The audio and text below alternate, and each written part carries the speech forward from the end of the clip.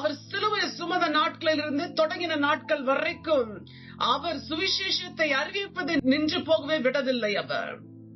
அவர் சிலுவையை சுமந்து உடலெல்லாம் கிழித்து கிழித்து வாரினால் அடித்து முள்முடி தாங்கினவராய் ரத்தம் சிந்தி பாரமான சிலுவையை சுமந்து தள்ளாடின போதிலுமாய் கர்த்தருடைய சுவிசேஷத்தை சொல்ல அவர் நிற்கவே இல்லை. இன்னுமாய் பிரசங்கித்தார். இன்னுமாய் அவர் வசனத்தை அவர் இன்னுமாய் பகிர்ந்து கொண்டிருக்கிற குமாரனாய் இருந்தார். லூக்கா 23 அதிகாரம் 28 வசனம் சொல்லுகிறது, இயேசு அவர்களை முகமாய் திரும்பி, எருசலேமின் குமார்த்திகளே, நீங்கள் எனக்காக அழாமல் உங்களுக்காக உங்கள் பிள்ளைக்காக அழுங்கள். இதோ மலடிகள் பாக்கியவதிகள் என்றும் பிள்ளை பெறாத கர்ப்பங்களும் பால் கொடாத மலைகளும் பாக்கியம் உள்ளது என்றும் சொல்லப்படும் நாள் வரும். அப்பொழுது மலைகளை நோக்கி எங்கள் மேல் விழுகள் என்றும் குன்றுகளை நோக்கி எங்கள் மேல் மறைத்துக் கொள்ளுங்கள் என்றும் சொல்ல தொடங்குவார்கள். பச்சை மரத்துக்கே இவைகள் செய்தால் பட்ட மரத்துக்கு என்ன செய்யப்படும் என்று சொல்லி லூக்கா 23 28 வரையிலிருந்து 30 வரைக்கும் அவர் வசனத்தை சுவிசேஷமாய் அறிவித்துக் கொண்டே இருக்கிற காலகட்டம் இது. யோசித்து பாருங்க. நமக்கு தலைவலி வந்துவிட்டால், காய்ச்சல் வந்துவிட்டால், அல்லது ஒரு வியாதி வந்துவிட்டால், வயிறு நோவு வந்துவிட்டால் கூட என்ன சொல்றோம், சிஸ்டர் இன்னைக்கு ஊழியத்துக்கு என்னால வர முடியாது. லைட்டா ஒரு காய்ச்சல் அடிச்சா போதும், சிஸ்டர் எனக்கு ஒரே காய்ச்சலா இருக்கு சிஸ்டர், என்னால முடியல, எழும்ப முடியல, ஜெபிக்க முடியல, துதிக்க முடியல, ஆராதிக்க முடியல. தேவ ஜனமே, உன் வாழ்க்கை என் வாழ்க்கை இந்த வசனத்துக்கு முன்பதாக நிறுத்தும் பொழுது ஒரு நடுக்கமும் பயமும் நம்மை பிடிக்கிறது. அந்த கொடூரத்தின் அடி வேதனை துடிப்பில் சிலுவையை சுமந்தவராய் பிரசங்கிக்கும்படி என் தேவன் நின்றாரே. நீங்களும் நானும் எங்கே நின்று கொண்டிருக்கிறோம்? எப்படி நின்று கொண்டிருக்கிறோம்? காலையில ஏந்து ஜெபிக்க சொன்னாலே சில பேருக்கு முடியல. இல்ல சிஸ்டர், எனக்கு காலையில ஏந்திரிக்க முடியறது இல்ல, நான் டேப்லெட் போட்டு இருக்கேன். எப்படிங்க? மெடிசன் எடுக்கிறேன் சிஸ்டர், ஏந்திரிக்க முடியாது என்னால.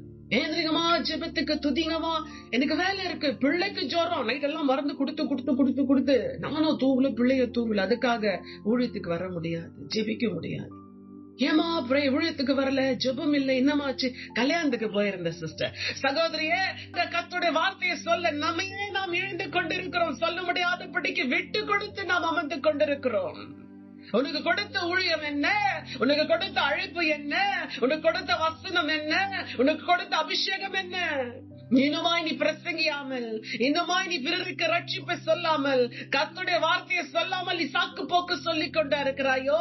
சிலுவை உற்று நோக்கி பார். என்ற தினத்தில் சிலுவை சுமந்தவராய் அவர் வார்த்தையை கொடுத்த தேவன் அவர் சொல்லுகிறாருங்க, பச்சை மரத்துக்கே இவைகள் செய்தால் என்னால் பட்ட மரத்துக்கு என்ன செய்யப்படும்? பச்சை மரம் என்று சொன்னால் பாவம் அறியாத ஆட்டுக்குட்டியாக இயேசு ராஜா அவர் பாவத்தை பாராத சுத்த கண்ணன், பாவத்தை வெறுத்து பாவியை நேசித்த தேவன் அவர். என்னிடத்தில் குற்றம் உண்டு என்று சொல்லி இடத்தில் யார் சொல்லக்கூடும் என்று சொல்லி சவால் விட்டு பேசின தேவன் அவர். அப்படியாப்பட்டவருக்கே இத்தனை கொடூரத்தின் பாவ செயல் தண்டனை என்று சொன்னால், பட்டமரம் அம்மா, பாவம் செய்து செய்து செய்து செய்து பட்டை மரமாய் மாறி போயிருக்க உங்களுக்கு எனக்கு ஆக்கினி தண்டனை எத்தனை கொடூரமாய் இருக்கும். பிறருக்கு சுவிசேஷம் சொன்னீர்களா? இயேசுவை குறித்து பேசினீர்களா?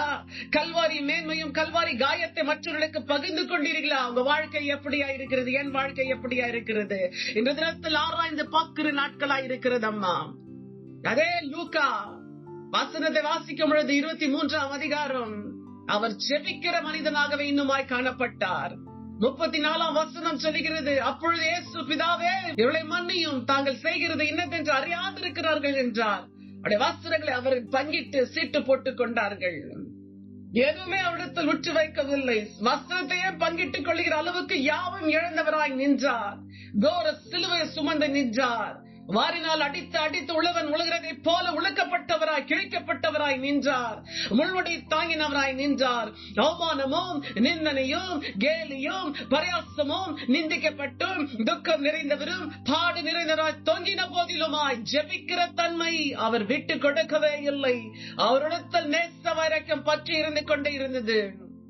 இவர்கள் செய்யும் பாவங்களை மன்னியுமை அறியாமல் செய்கிறார்கள் என்று சொல்லி பரிந்து பேசுகிறவர் அவர் நின்றார்.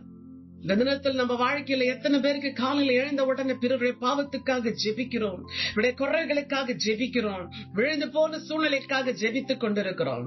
அது மாத்திரமல்ல, அவர் அப்படியாக சொல்லுகிறது மாத்திரம் நிறுத்தி விடவில்லை. இயேசு ராஜா சிலுவை சுமந்தவராய் பாருங்க, 43ஆம் வசனம் சொல்லுகிறது, இயேசு அவனை நோக்கி, இன்றைக்கு நீ என்னோடு கூட பரதேசில் இருப்பாய் என்று மெய்யாகவே உனக்கு சொல்லுகிறேன் என்றாருங்க. இன்னுமாய் விசுவாசத்தின் சுவிசேஷத்தை இந்த கள்ளனுக்கு அறிவிக்கிறாருங்க. இன்னுமாய் அந்த விசுவாசத்தின் அவன் சொல்லுகிறார், உன் பாவம் மன்னிக்கப்பட்டது, உன் குற்றங்கள் மறைக்கப்பட்டது, நீ நீதிமானாய் எண்ணப்பட்டு பரதேசத்தில் என்னோடு கூட இருப்பாய் என்று சொல்லி அவனுக்கு வாக்குத்தத்தத்தை கொடுக்கிறாருங்க. அங்குமாய் அவருடைய சுவிசேஷ ஊழியம் அவர் முடித்துக் கொள்ளவில்லை. அவர் பாருங்க, கள்ளனை பார்த்து ஆறுதலின் வார்த்தையை சொல்லுகிறார், விசுவாச வார்த்தையை சொல்லுகிறார், பரிசுத்த வார்த்தையை சொல்லுகிறார். பிதா தனக்கு பரலோக ராஜ்யத்தில் ஒரு கள்ளனை கூட பிரவேசித்து மகனாக மகளாக ஏற்றுக்கொள்கிற தன்மை வைத்திருக்கிறார் என்று சொல்லி அன்பான வார்த்தைகளை சொல்லுகிறார். நாம் எத்தனை பேருக்கு அப்படியே சொல்லி இருக்கிறோம்? ரட்சிக்கப்பட்ட சகோதரியே, சகோதரனே, உனக்காக ரத்தத்தை சிந்தின தேவன், உனக்காக ஜீவபலியாய் மாறின தேவன், உனக்காக எல்லாவற்றும் எல்லாவுமாய் மாறின தேவன், உனக்காக எல்லாவற்றும் எழுந்து கொடுத்த தேவனுக்கு உண்மையாக நீ என்ன சாக்கு சொல்லிக் கொண்டிருக்கிறாய்? வசனம் நடுக்கம் பிடிக்கிறது. இந்த வசனங்களை வாசிக்கும் பொழுது உள்ளம் உடையவில்லையோ, மனம் உடையவில்லையோ, இதயம் உன்ன கல்லான எளிய முன்னமாய் கருகி போகவில்லையோ? இந்த வசனத்தை வாசித்து பார். கடைசி தருணத்தில் நின்று கொண்டிருக்கும் பொழுதுமாய் சுவிசேஷத்தை சொல்லுகிறார் அவர், இன்றைக்கு நீ என்னோடு கூட பரதேசில் இருப்பாய் என்று சொல்லி. யோவான் 19ஆம் அதிகாரம் 26ஆம் வசனம் சொல்லுகிறது, அப்பொழுது இயேசு தம்முடைய தாயும் அங்கே நிற்கிற தமது அன்பான சீஷர்களை கண்டு தம்முடைய தாயை நோக்கி, ஸ்திரியே, இதோ உன் மகன் என்று சொல்லுகிறார்கள். ஆறுதலின் தேவன் அவர். எப்படி அம்மா ஆறுதல் படுத்தக்கூடும்? அவர் நின்ற கோலத்தை பார்த்தால் உள்ளம் நடுங்கும், உள்ளம் கதறும், உள்ளம் கருகி போகும். அத்தனை கொடூரத்தில் நின்று கொண்டிருக்கிறார். வேதம் சொல்லுகிறது, பார்க்கத்தக்கதாக ரூபமில்லை, விரும்பத்தக்கதாக சொரூபம் இல்லாமல் போனார் என்று சொல்லி. அப்படி அந்த கேடும் அடைந்துமாய் பிதாவின் சித்தத்தையும் வார்த்தையும் வசனத்தையும் ஜெபத்தையும் விண்ணப்பத்தை ஒரு நாளும் குறையாய் வைக்காத தேவன், நீங்களும் நானும் எந்த வரையில் குறையாய் வைத்துக் கொண்டிருக்கிறோம், நான் வைத்துக் கொண்டிருக்கிறேன் சொல்லி ஆராய்ந்து பார்ப்போம்.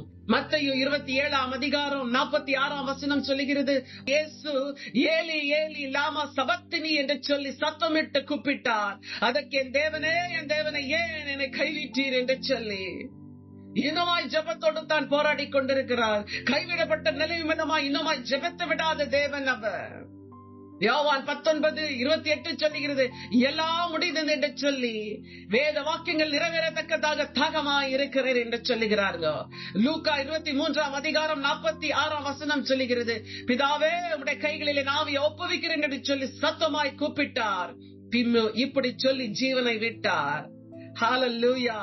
தேவனுடைய நாமத்துக்கு மகிமை உண்டாவதாக. நம்ம வாழ்க்கை போகிற போக்கு எப்படி இருக்கிறது? அவர் கணக்கு கேட்கிற தேவனாய் இருக்கிறார். ஜீவனை விட்டும் வரைக்கும் அவர் பிதாவுடைய ஜெபத்தோடு, விண்ணப்பத்தோடு, வசனத்தோடு, ஐக்கியத்தோடு இணைக்கப்பட்ட தேவனாகவே காணப்பட்டார். நீங்களும் நானும் எப்படி காணப்படுறோம்? குட் ஃப்ரைடேக்கு போனோம், அங்க ஒரு சர்வீஸ பார்த்தோம், வீட்டுக்கு வந்தோம், சாப்பிட்டோம். சாட்டர்டே வந்தோம், கோழி எல்லாமே என்னென்ன வாங்கணுமோ வாங்கணும். ஈஸ்டர் அன்னைக்கு சமைச்சோம், சாப்பிட்டோம், தூங்கணும், அவ்வளவுதான். உன் உள்ளம் எப்படியா இருக்கிறதம்மா?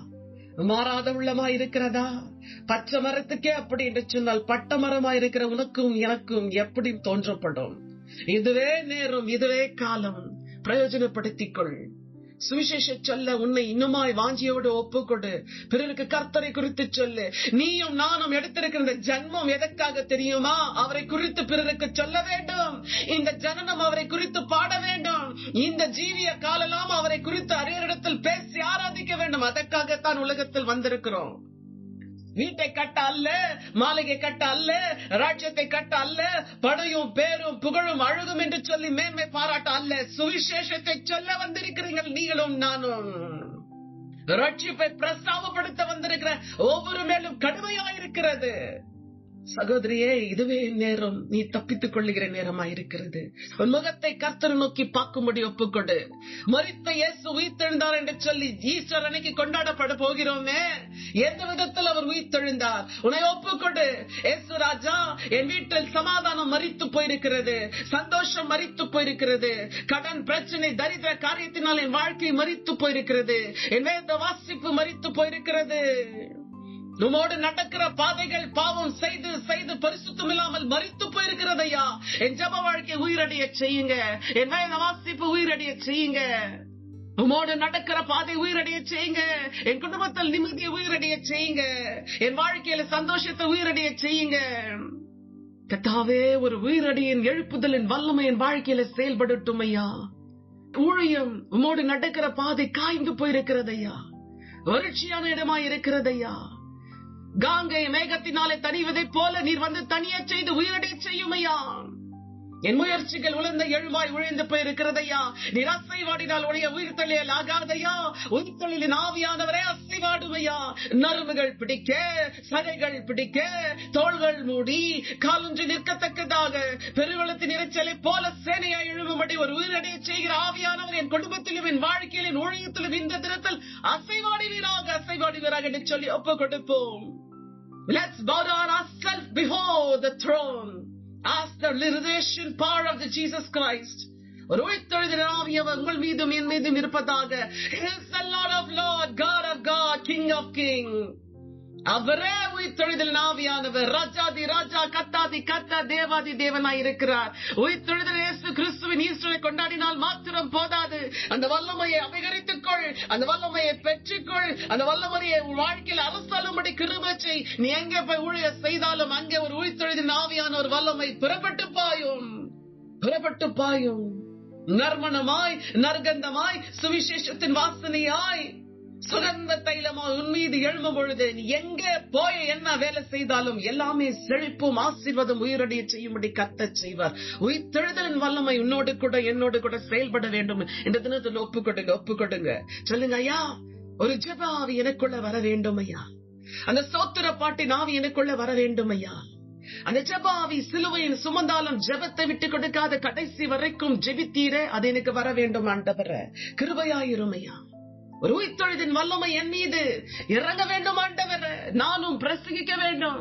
பெரிய பெரிய பிரசங்கம் இல்லாவிட்டாலும் 2 வார்த்தையாவது யாருக்காவது சொல்ல வேண்டும் ஐயா. அந்த தயவு தாங்க, கிருபை தாங்க என்று சொல்லி நாம் ஜெபிப்போம். எல்லாரும் கண்களை மூடுவோம். இளையசிக்கிற நல்ல தகப்பனே, இந்த கால வேலைக்காக உமக்கு நன்றி அப்பா. நான் நிற்பதும் நிர்மலமாகாதிருப்பதும் சுத்த கிருபை ஆண்டவரே. என்றோ மறித்திருக்க வேண்டியவள் எப்படியோ மாண்டு போயிருக்க வேண்டியவளையா, என்னுடைய ரத்தத்தை கொண்டு கழுவி ஜீவனை கொடுத்து என்னை பரிசுத்தமாக்கி சமூகத்தில் நிறுத்திருக்கிறீரையா. ஒரு புதிய ஸ்தோத்திர ஆவியினாலே ஜபா துதியின் ஆவியினாலே என்னை நிரப்பும் ஐயா. ஒரு உன்னதத்தின் ஆவியின் ஜபாவினாலே என்னை நிரம்பி விளைய செய்யும் ஆண்டவரே. கர்த்தாவே, சுவிசேஷம் சொல்லாவிட்டால் எனக்கு ஐயோ அல்லவா. அதுல விழுந்து போகாதபடிக்கு சிலுவை சுமந்து கடைசி சொட்டு ரத்த பரியோதமாய் சுவிசேஷத்தை அறிவித்தவனமாய் எனக்கும் அந்த தாகத்தையும் வாஞ்சியும் கிருபையும் தயவையும் கொட்டித்தாங்க. ஆசீர்வதிங்க, வழி நடத்துங்க. இயேசுவின் நாமத்தில் ஜெபிக்கிறோம் தகப்பனே. ஆமீன், ஆமீன், ஆமீன், ஆமீன். ஹல்லேலூயா, ஸ்தோத்திரம்.